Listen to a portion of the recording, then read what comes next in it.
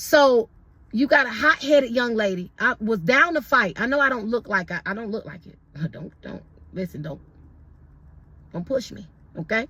I want to share with you guys a time that I had an encounter with God.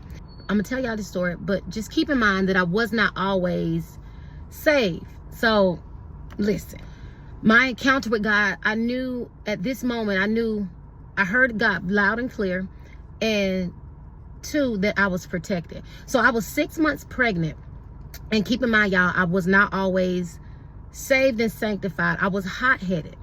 And so my baby father at the time had a girlfriend, and we had our exchange of words, and we said I want to.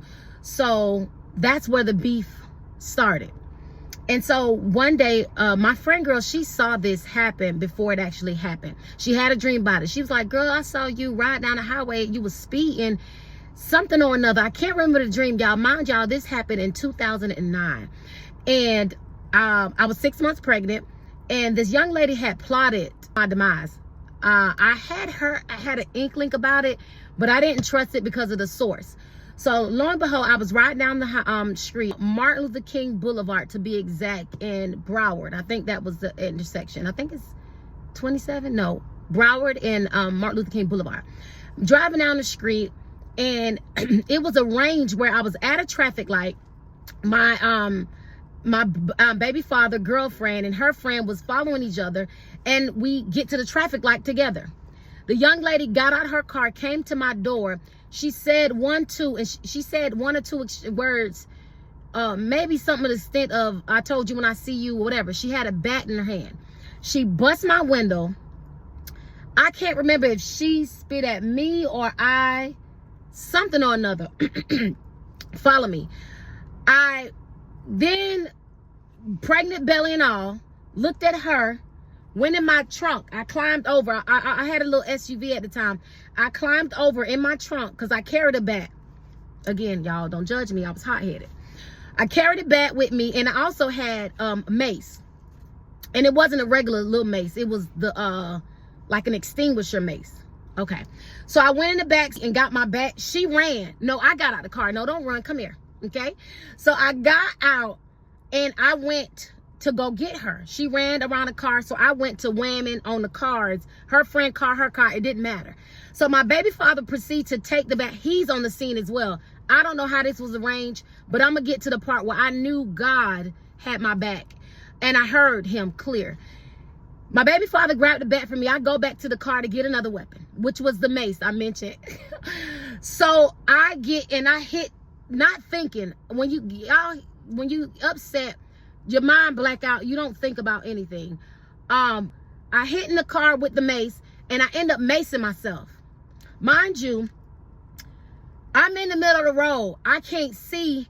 All I just get to get back in my car to leave now at this point, because I done got maced and I'm 6 months pregnant. So all I know, I'm getting in the car and I'm just rushing. I'm driving. And all I can hear the voice of God say, the gates of hell shall not prevail against you. I didn't know what that meant at the time. I do remember it sound familiar. I can remember hearing that distinctly. So I had probably about a mile or two to get to a nearest relative house, which was my grandmother. I got to her house and I was bleeding. I didn't know where I was bleeding from. And I found out I was bleeding from my foot because of course, she broke the glass and I got out of my car.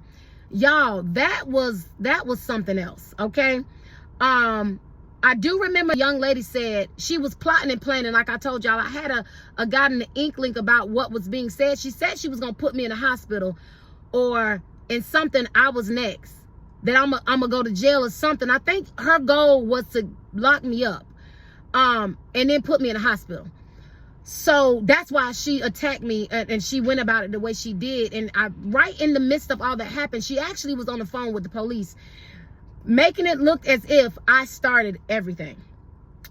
But like I said, but God said the gates of hell shall not prevail. If you go to Matthew 16, and I didn't fully understand what that scripture meant, but he was telling Peter that I will build my church upon you and the gates of hell shall not prevail against you. I want to tell you, I wasn't with God then where I am now. And he still covered and protected me.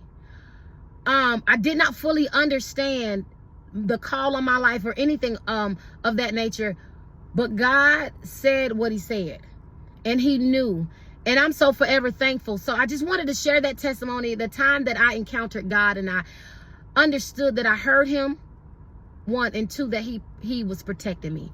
Y'all, stay prayed up, stay vigilant, and stay on your watch. Remember, the gates of hell shall not prevail against you.